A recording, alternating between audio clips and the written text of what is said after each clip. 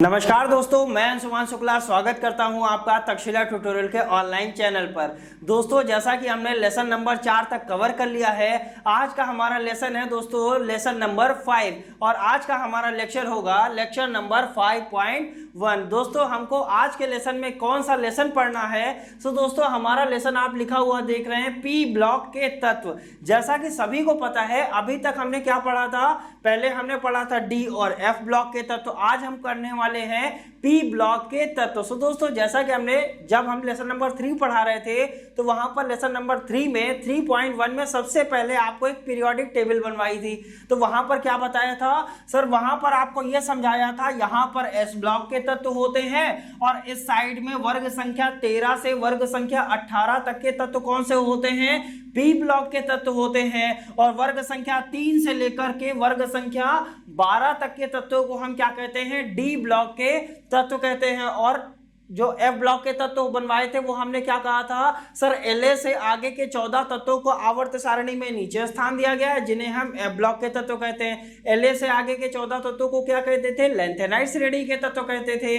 और एसी से आगे के 14 तत्वों को क्या कहते थे? एक्टिनाइट श्रेणी के तत्व कहते थे। ये सारी चीजें हमने कहाँ डिस्कस की हुई थी? ये सारी की सारी चीजें दोस्तों हमने लेसन नंबर 3 यानी लेक्चर नंबर 3.1 में डिस्कस की हुई थी। सो दोस्तों, आज हम पढ़ेंगे पी ब्लॉक के तत्व। जैसा कि आवर्त सारणी बनाना यानी दीर्घाकार आवर्त सारणी, लॉन्ग फॉर्म पीरियोडिक टेबल, ये आपने बनाना सीखा भी होगा, फर्स्ट ईयर में भी सीखा होगा।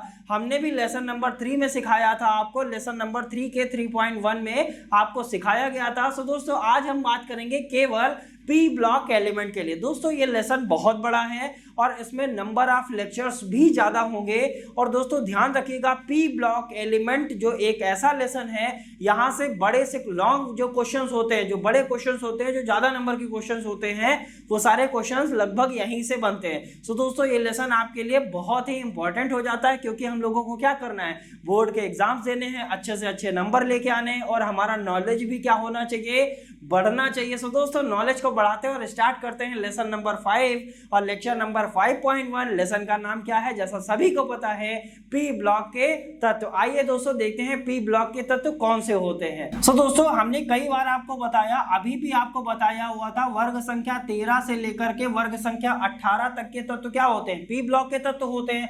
13, 14, 15, 16, 17 और वर्ग संख्या 18, ये सब तत्व क्या होते हैं? पी ब्लॉक के तत्व होते हैं। चलिए, वर्ग संख्या 13 में कौन से तत्व होते हैं?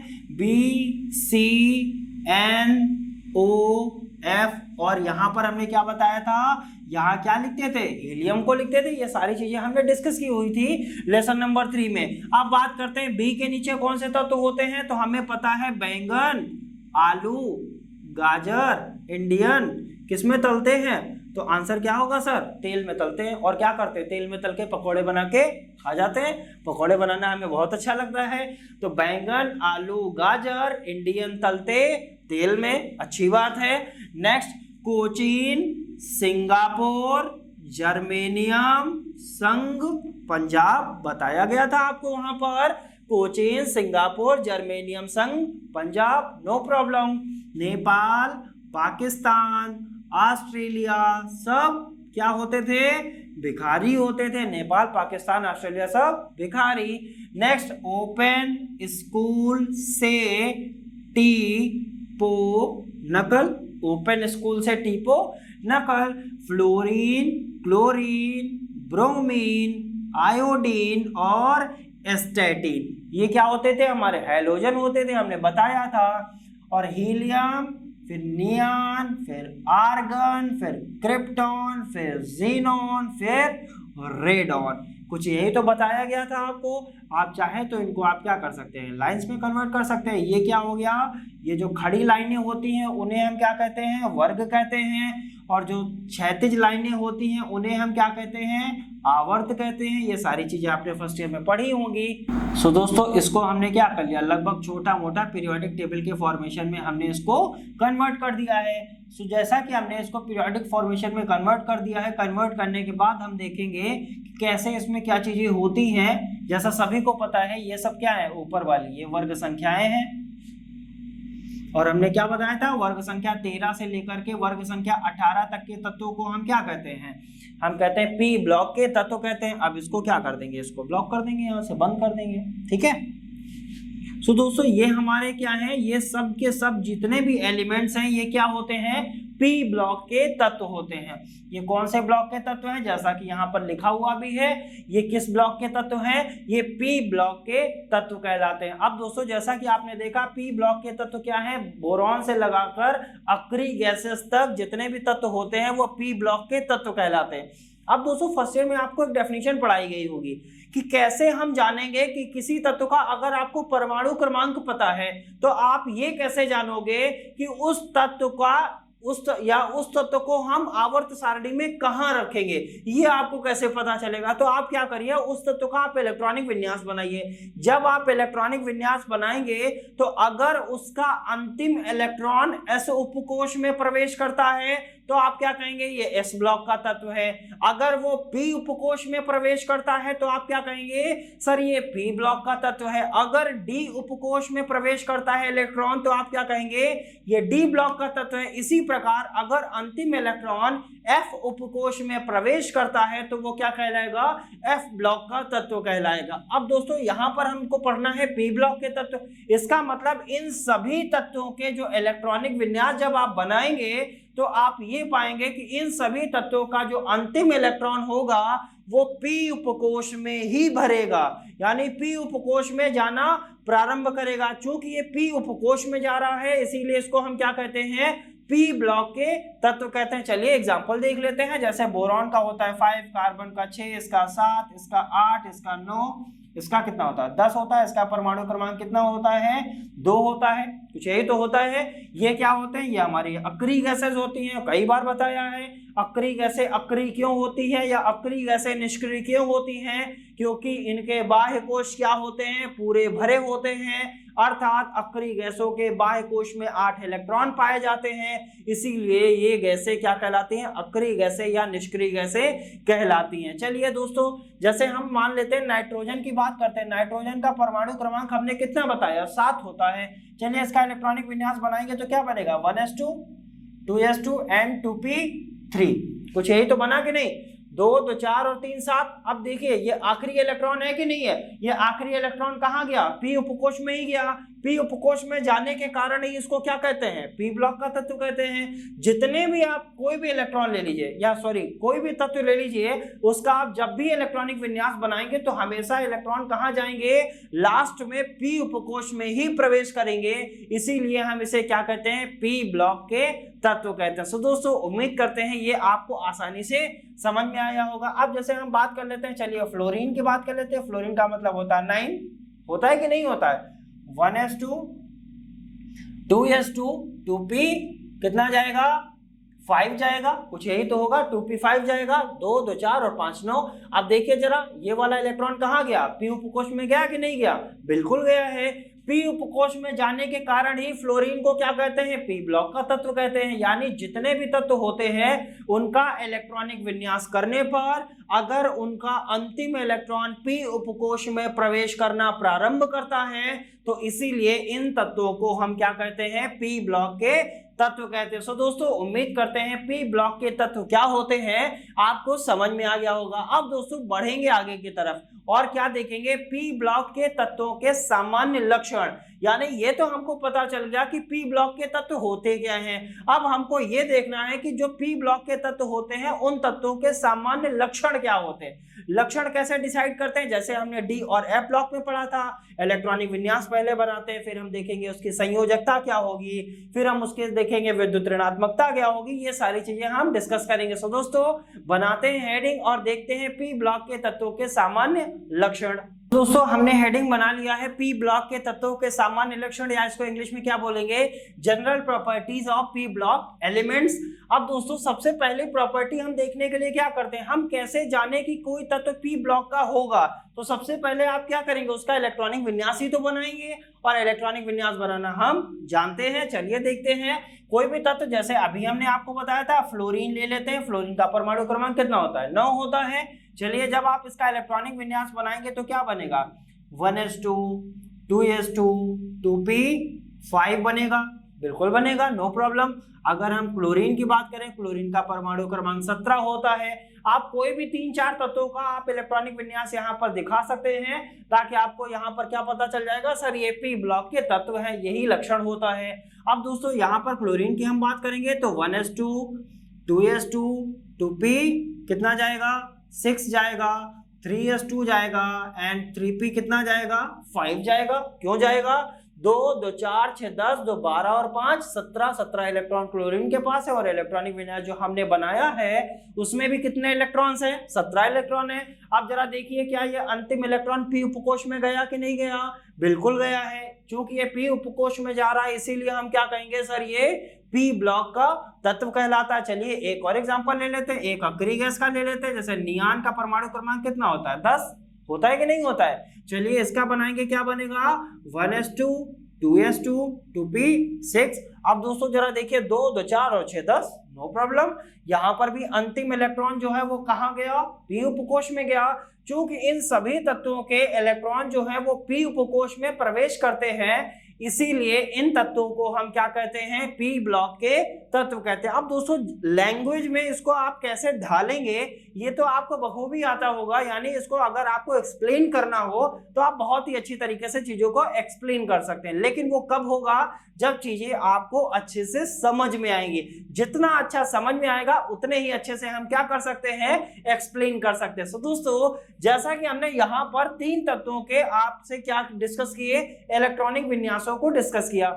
आप कितने भी तत्वों को इलेक्ट्रॉनिक विन्यास डिस्कस कर सकते हैं। जैसे हम कार्बन ले लेते हैं, कार्बन का परमाणु क्रमांक 6 होता है, तो क्या बनाएंगे, 1s2 2s2 एंड 2p2। अब जरा देखिए कार्बन में भी पी उपकोष में ही अंतिम इलेक्ट्रॉन जा रहा है, इसीलिए कार्बन को भी हम पी ब्लॉक का तत्व कहते हैं। अब दोस्तों यहां से आपने एक चीज देखी, हम यहां से आपसे पूछें कि पी ब्लॉक के तत्वों का सामान्य इलेक्ट्रॉनिक विन्यास हम आपसे सर पूछ रहे हैं। आप जरा ये बताइए कि जैसे हमने ये भी आपसे डिस्कस किया हुआ था कि डी ब्लॉक के तत्वों का सामान्य इलेक्ट्रॉनिक विन्यास वहां पे बताया था, इसी तरीके से अगर क्वेश्चन कर दिया जाए कि पी ब्लॉक के तत्वों का सामान्य इलेक्ट्रॉनिक विन्यास क्या होगा जो सभी तत्वों पर लागू हो जाए, तो आंसर क्या मिलेगा। तो हम वहां कैसे करते थे कि यहां पर जो लास्ट वाली शेल होती है उसी की तो बात करेंगे, क्या करेंगे, यहां भी लास्ट वाली की बात करेंगे, यहां भी लास्ट वाली की बात करेंगे, यहां भी लास्ट वाली की बात करेंगे। लास्ट का मतलब क्या होता है, जिसकी मुख्य क्वांटम संख्या का मान सबसे ज्यादा होता है वही लास्ट कोश होती है या बाह्य कोश होती है, ऐसा भी कर सकते हैं। क्या होती है, जिसकी मुख्य क्वांटम संख्या का मान सबसे ज्यादा वही क्या कहलाती है, बाह्य कोश कहलाती है। सो दोस्तों यहां पर हो सकता है 2 आ जाए, यहां पर 3 आ रहा है, या हो सकता है और तत्व आप बनाए तो हो सकता है वहां 4 आ जाए, यानी 1 2 3 4 कुछ भी आ सकता है, तो उसको क्या मान सकते हैं, n मान सकते हैं। तो यहां पर हमने क्या मान लिया, n मान लिया। उसके बाद क्या लिखा है, s लिखा है, s लिख दिया। अब s में क्या, आप यहां देखिए इसमें भी s में 2 इलेक्ट्रॉन जा रहे हैं, यहां भी s में 2 इलेक्ट्रॉन जा रहे हैं, यहां भी s में 2 इलेक्ट्रॉन जा रहे हैं, यहां भी s में 2 इलेक्ट्रॉन जा रहे हैं। यानी आप कोई भी p ब्लॉक का एलिमेंट का तत्व बनाएंगे तो वहां पर क्या होगा, वहां पर जब आप इलेक्ट्रॉनिक उसका विन्यास बनाएंगे तो वहां पर आप ये देखेंगे कि जो उसकी लास्ट वाली सेल है उसके s उपकोष में कितने इलेक्ट्रॉन जाएंगे, 2 इलेक्ट्रॉन जाएंगे। कितने इलेक्ट्रॉन जाएंगे, 2 इलेक्ट्रॉन जाएंगे। तो इसीलिए हमने यहां पर क्या लिख दिया, ns2 लिख दिया। ठीक है, n क्या है सर, ये n जो होती है यही होती है बाह्य कोश। कौन सी कोश है, बाह्य कोश। या इसको क्या कह सकते हैं, n क्या है, मुख्य क्वांटम संख्या। क्वांटम संख्या है सर, ये बाह्य कोश की क्या है, मुख्य क्वांटम संख्या है, नो प्रॉब्लम। n बनाया, क्यों बनाया, यहाँ 2 आ रहा है, यहाँ 3 आ रहा है, या और तत्व बनाएंगे तो हो सकता है वहां 4 आ जाए, तो 1 2 3 4 कुछ भी आ सकता है। तो जो वो आएगा तो इसका मतलब क्या है कि n यहाँ पर क्या रहेगा, n जो होगा वो बाह्य कोश होगा। s क्या है, s उपकोश है, और s उपकोश में कितना इलेक्ट्रॉन जा रहा है, 2 इलेक्ट्रॉन। फिर इलेक्ट्रॉन कहाँ जाएगा, s उपकोश के बाद में कहाँ जा रहा है, p उपकोश में। वहां पर भी हमने n बना लिया, यहाँ पर क्या लिख लिया, p लिख लिया। p उपकोश में कितना इलेक्ट्रॉन जा सकता है, तो आंसर क्या होगा सर, p उपकोश में अधिकतम इलेक्ट्रॉन कितने रह सकते हैं, 6 इलेक्ट्रॉन। यानी 1 से लेकर 1 to 6 कितने इलेक्ट्रॉन, 1 to 6, 1 से लेकर 6 तक p उपकोश में इलेक्ट्रॉन रह सकते हैं। 6 से ज्यादा इलेक्ट्रॉन नहीं रहते हैं, क्योंकि p उपकोष में कितने ऑर्बिटल होते हैं? 3 ऑर्बिटल, और एक ऑर्बिटल में कितना इलेक्ट्रॉन रहता है? 2 इलेक्ट्रॉन। इसीलिए p उपकोष में कितने इलेक्ट्रॉन रह सकते हैं? 6 इलेक्ट्रॉन। यानी हो सकता है p उपकोष में 1 इलेक्ट्रॉन जाए, हो सकता है p उपकोष में 2 इलेक्ट्रॉन जाए, हो सकता है p उपकोष में 3 इलेक्ट्रॉन जाए, 4 इलेक्ट्रॉन जाए, 5 इलेक्ट्रॉन जाए या 6 इलेक्ट्रॉन जाए, लेकिन कभी भी p उपकोष में 7 इलेक्ट्रॉन नहीं रह सकते। सो दोस्तों, इसका सामान्य इलेक्ट्रॉनिक विन्यास क्या हुआ? NS2 NP126। n का मतलब क्या है सर? बाह्य कोश। जितना भी जो कोई भी तत्व का आप इलेक्ट्रॉनिक विन्यास बनाएंगे तो यहाँ पर n की वैल्यू क्या हो जाएगी? उसकी जो बाह्य कोश होगी उसको यहाँ रख दीजिए, तो आप देखेंगे s में 2 इलेक्ट्रॉन जाएगा, यहाँ पर कितना इलेक्ट्रॉन जाएगा? 1 से लेकर 6 तक इलेक्ट्रॉन जाएगा। अगर आप इसकी बात करिए तो इसके लिए n का वैल्यू कितना है? n बराबर यहाँ है 3। s में कितना इलेक्ट्रॉन जा रहा है? 2 इलेक्ट्रॉन। p में कितना इलेक्ट्रॉन जा रहा है? 5 इलेक्ट्रॉन जा रहा है कि नहीं जा रहा है? और 5 क्या 6 से कम है कि ज्यादा है? तो आप कहेंगे सर 5 जो होता है वो 6 से कम होता है। इसका मतलब क्या है? p उपकोष में 1 से लेकर 6 तक इलेक्ट्रॉन रह सकते हैं। चलिए, 1 इलेक्ट्रॉन p उपकोष में कैसे रहेगा? तो बोरॉन की बात कर लेते हैं। बोरॉन का परमाणु क्रमांक 5 होता है 1s2 2s2 एंड 2p1। अब देखिए जरा, क्या p उपकोष में 1 इलेक्ट्रॉन जा रहा है कि नहीं जा रहा है? तो आपका आंसर क्या होगा? यस सर, p उपकोष में कितना इलेक्ट्रॉन जा रहा है? 1 इलेक्ट्रॉन जा रहा है। इसीलिए हम क्या कहते हैं? p उपकोष में 1 से लेकर 6 तक इलेक्ट्रॉन रह सकते हैं। देखिए, 1 वाला भी हमने दिखा दिया आपको, p उपकोष में 2 इलेक्ट्रॉन वाला भी दिखा दिया, p उपकोष में 5 इलेक्ट्रॉन वाला भी दिखा दिया, p उपकोष में हम बात कर लेते हैं 6 इलेक्ट्रॉन वाला भी आपने देख लिया। चलिए, 4 इलेक्ट्रॉन वाला भी देख लेते हैं। कार्बन की बात करिए 6, कार्बन का क्या बनाएंगे? 1s2 2s2 एंड 2p2, ये 2 इलेक्ट्रॉन वाला हो गया। ठीक है, अब हम बात करते हैं इसके आगे की। Nitrogen 1s2 2s2 and 2p4, कुछ यही तो बनेगा। ये नाइट्रोजन का हो गया। देखिए जरा, p उपकोष में कितने इलेक्ट्रॉन जा रहे हैं? 4 इलेक्ट्रॉन जा रहे हैं, नो प्रॉब्लम। अब हम बात कर लेते हैं 5 इलेक्ट्रॉन वाला, तो हमने देख लिया p उपकोष में 5 इलेक्ट्रॉन जा रहा है, p उपकोष में 6 इलेक्ट्रॉन जा रहा है। सारी चीजें हमने देख ली। p उपकोष में कहां से कहां तक इलेक्ट्रॉन? 1 से लेकर 6 तक इलेक्ट्रॉन जा रहे हैं। जब 1 से लेकर p उपकोष में 6 इलेक्ट्रॉन रह सकते हैं, इसीलिए तो हम क्या कहते हैं कि ये तत्व हमारे क्या है? s ब्लॉक के तत्व, सॉरी p ब्लॉक के तत्व कहलाते हैं। सो दोस्तों, बढ़ते हैं आगे की तरफ और देखते हैं p ब्लॉक के तत्वों की संयोजकता क्या होगी। यानी दूसरा लक्षण जो होगा उसकी जगह पर हम यहाँ क्या लिखेंगे? यहाँ लिखेंगे दूसरा लक्षण होगा क्या? संयोजकता।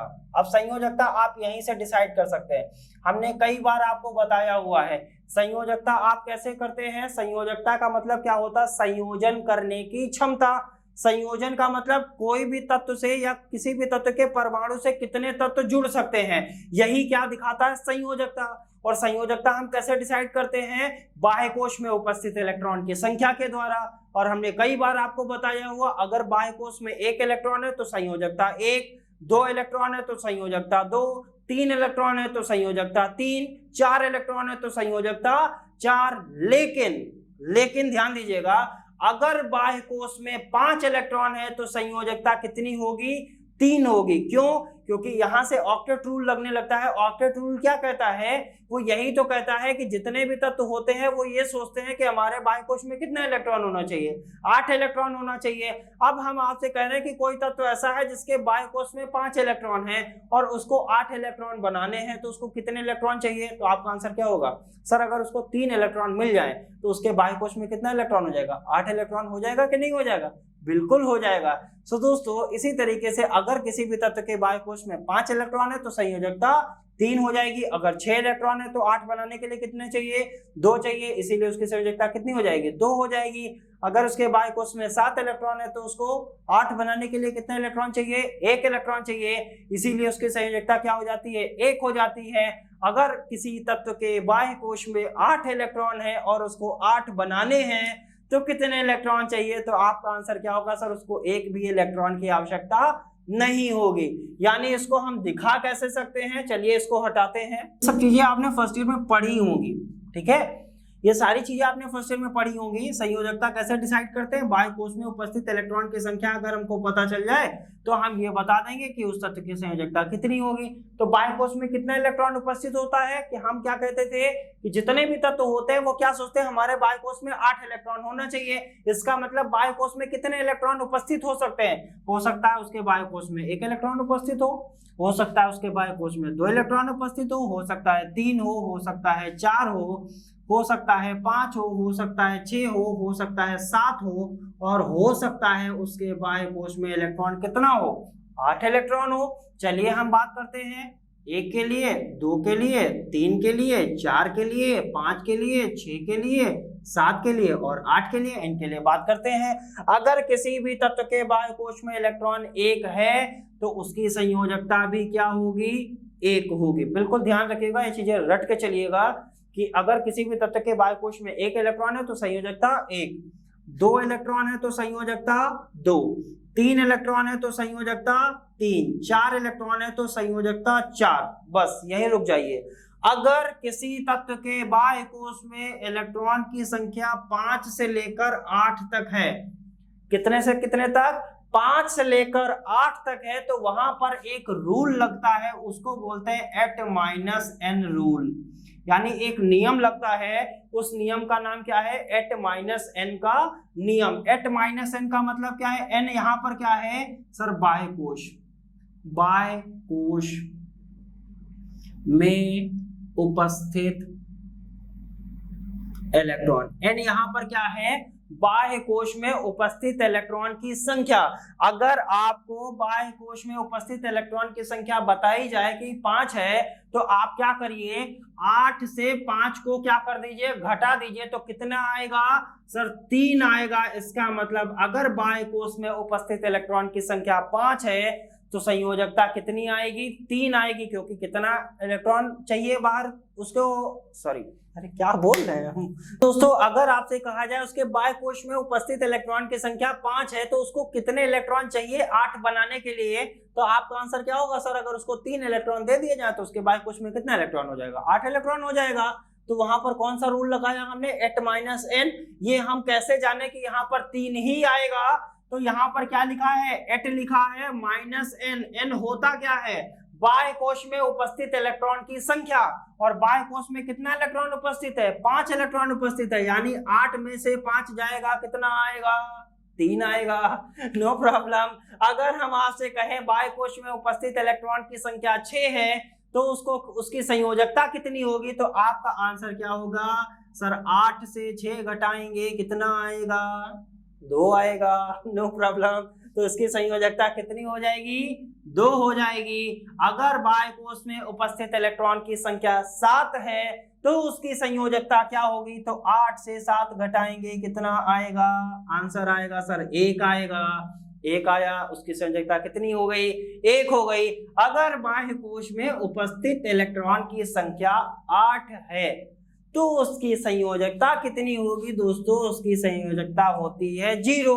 और बाह्य कोश में उपस्थित इलेक्ट्रॉन की संख्या 8 किसकी होती है, आंसर क्या होता है, अक्रिय गैसों की।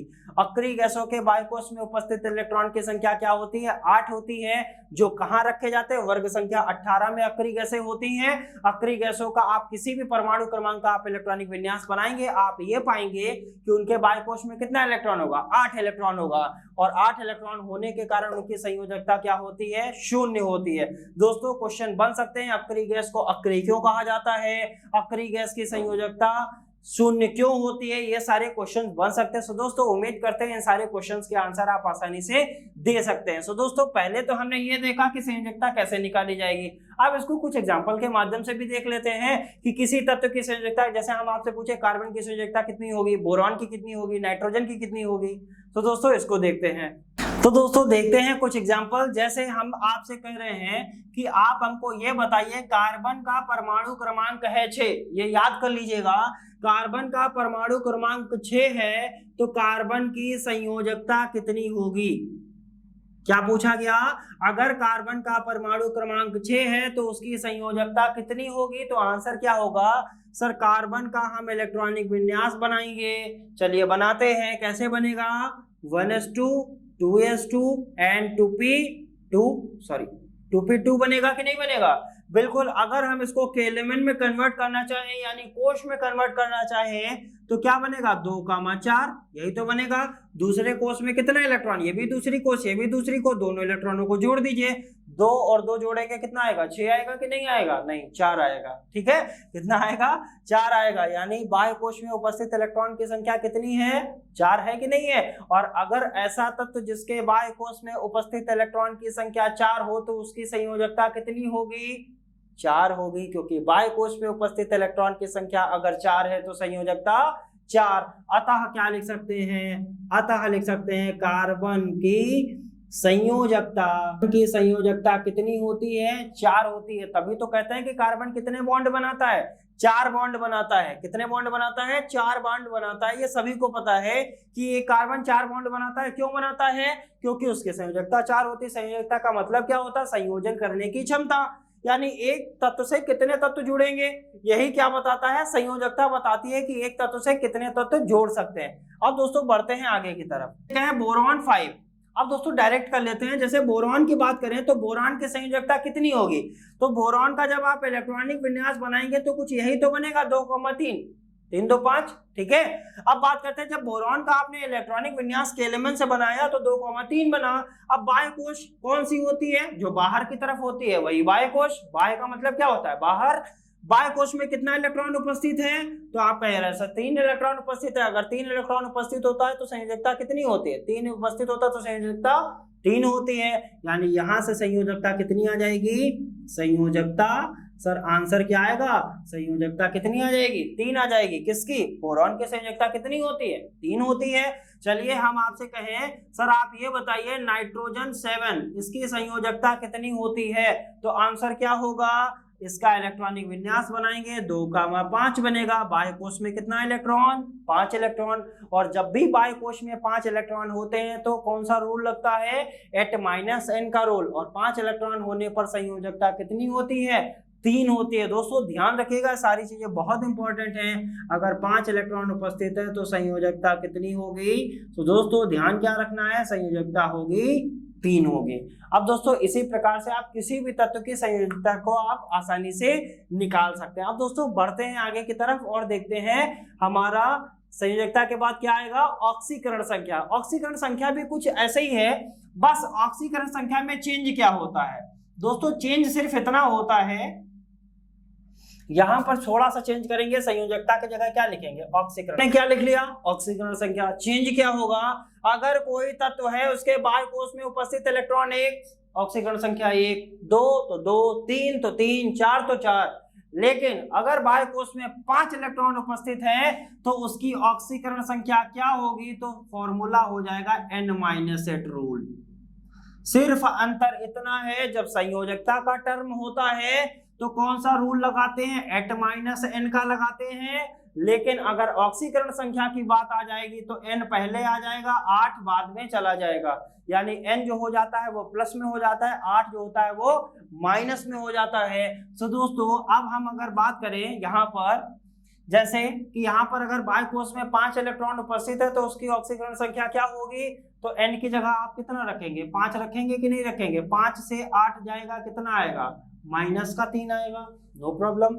यहाँ पर क्या कर दीजिए, ऑक्सीकरण संख्या का चार्ट क्या बनेगा? यहाँ माइनस लग जाएगा, यहाँ भी माइनस लग जाएगा। क्यों लगेगा? क्योंकि यहाँ से जब 6 से 8 जाएगा तो कितना आएगा? -2 आएगा। अगर 7 से 8 जाएगा तो कितना आएगा? -1 आएगा। यानी अगर बाह्य कोश में उपस्थित इलेक्ट्रॉन की संख्या 5 है तो उसकी ऑक्सीकरण संख्या कितनी होगी? -3 होगी। अगर बाह्य कोश में उपस्थित इलेक्ट्रॉन की संख्या 6 है तो उसकी ऑक्सीकरण संख्या कितनी होगी? -2 होगी। अगर बाह्य कोश में उपस्थित इलेक्ट्रॉन की संख्या 7 है तो उसकी ऑक्सीकरण संख्या कितनी होगी? -1 होगी। और बाह्य कोश में अगर उपस्थित इलेक्ट्रॉन की संख्या 8 है तो उसकी ऑक्सीकरण संख्या 0 होगी। ध्यान रखिएगा। अतः क्या कह सकते हैं? अक्रिय गैसों की संयोजकता और ऑक्सीकरण संख्या दोनों क्या होती हैं? 0 होती हैं या 0 होती है। सो दोस्तों उम्मीद करते हैं यह आपको अच्छे से समझ में आया होगा। अब दोस्तों इसके भी एग्जाम्पल देख लेते हैं। हम आपसे पूछा था, यहाँ पर हमने आपसे पूछा था कि कार्बन की संयोजकता क्या होगी। चलिए अब संयोजकता को हटा देते हैं। हम आपसे क्या पूछ रहे हैं कि कार्बन की ऑक्सीकरण संख्या क्या होगी। पूछ रहे हैं हम आपसे यहाँ पर कार्बन की ऑक्सीकरण संख्या कितनी आ जाएगी? 4 आ जाएगी। क्यों आएगी? क्योंकि बाई कोष में कितना इलेक्ट्रॉन? 4 इलेक्ट्रॉन, और जब 4 इलेक्ट्रॉन होते हैं तो ऑक्सीकरण संख्या क्या रहती है? समान रहती है। यानी आप इसके आगे प्लस भी लगा सकते हैं, आप प्लस लगाइए या न लगाइए, आपकी मर्जी की बात है, ठीक है। तो यहाँ क्या कर सकते हैं, कार्बन की जो ऑक्सीकरण संख्या होती है वो कितनी होती है? प्लस की 4 होती है, ठीक है। अब हम बात करें बोरॉन की। बोरॉन के बाई कोष में कितना इलेक्ट्रॉन? 3 इलेक्ट्रॉन, तो इसकी ऑक्सीकरण संख्या कितनी होगी? प्लस के 3 होगी। क्यों? क्योंकि हमने क्या बताया था, अगर इलेक्ट्रॉन की संख्या, अब यहाँ पर संयोजकता की जगह यहाँ क्या कर सकते हैं, ऑक्सीकरण संख्या कर दिया, ऑक्सीकरण संख्या, ठीक है। वो पहले चार्ट हमने संयोजकता के लिए बनाया था, अब ये किसके लिए हो गया? ऑक्सीकरण संख्या के लिए हो गया। आप चाहें तो इसका स्क्रीनशॉट भी ले सकते हैं, आप चाहें तो इसका नोट्स भी बना सकते हैं।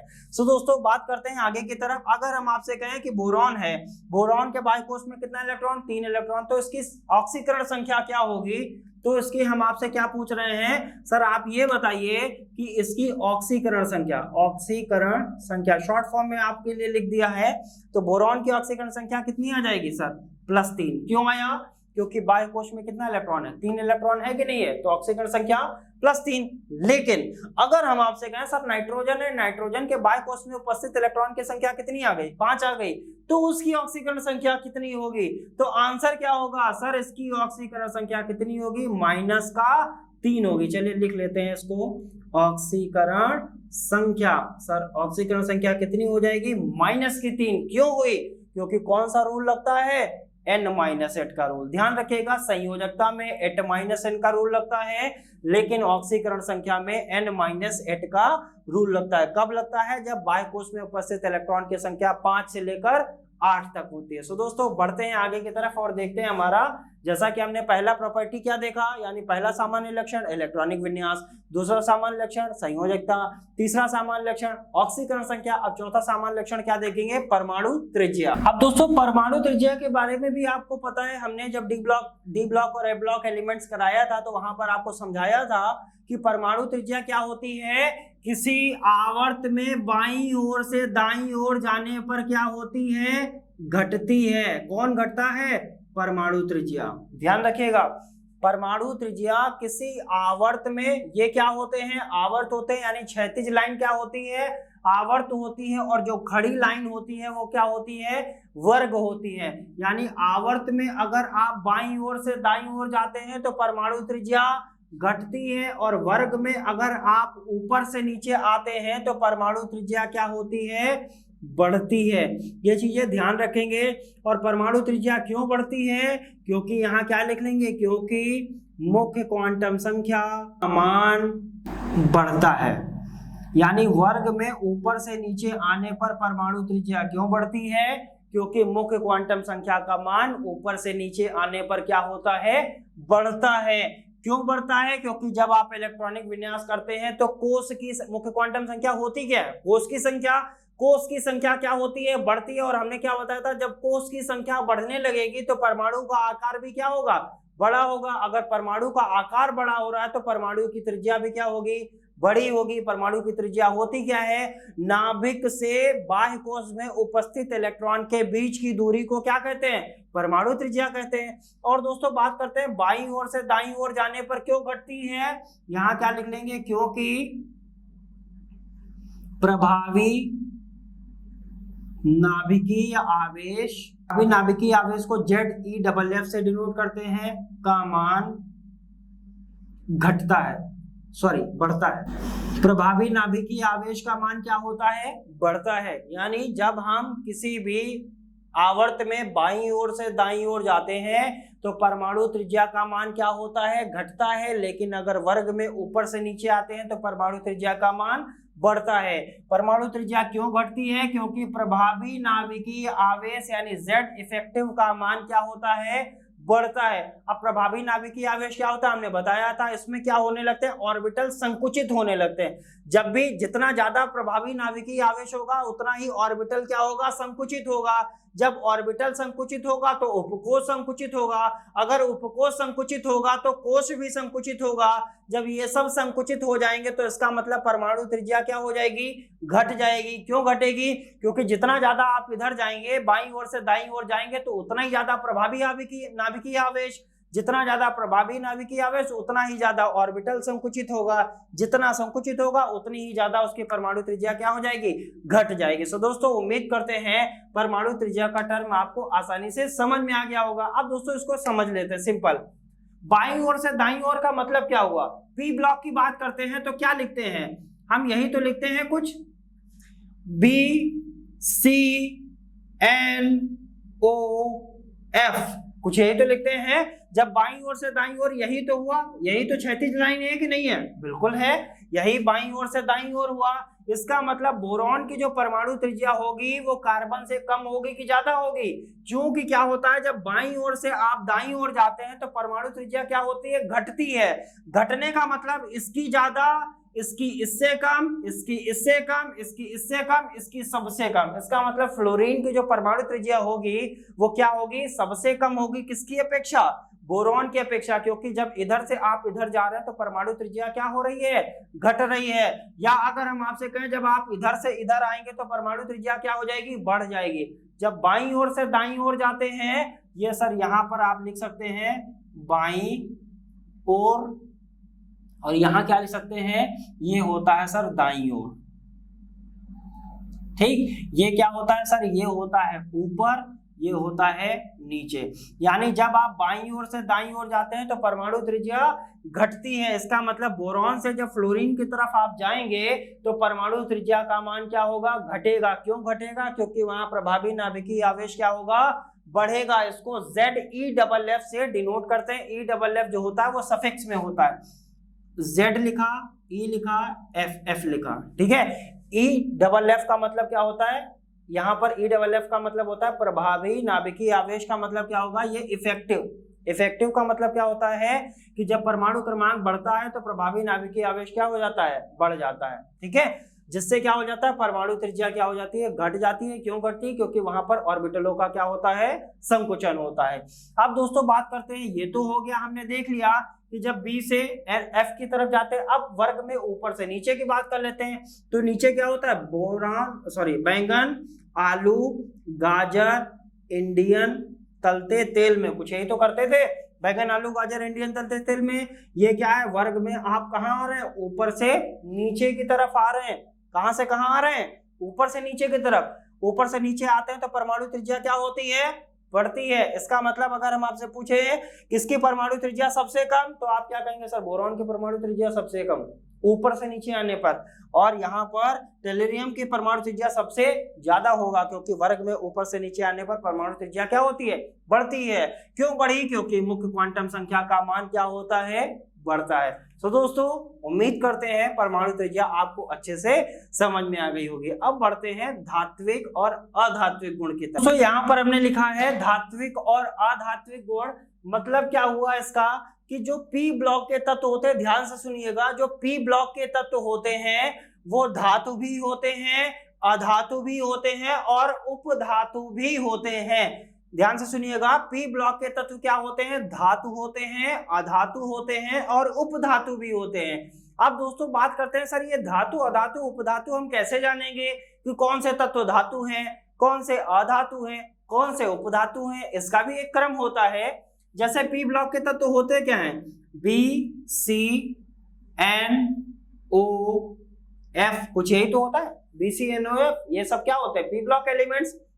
बैंगन, आलू, गाजर, इंडियन तलते तेल में, कोचीन, सिंगापुर, जर्मेनियम, संघ, पंजाब, नेपाल, पाकिस्तान, ऑस्ट्रेलिया, सब क्या होते हैं, भिखारी होते हैं। ओपन स्कूल से क्या करना है, टीपो, नकल, fluorine, chlorine, bromine, iodine, astatine. आप चाहें तो ये भी दिखा सकते हैं, helium, neon, argon, krypton, xenon और रेडॉन, ठीक है।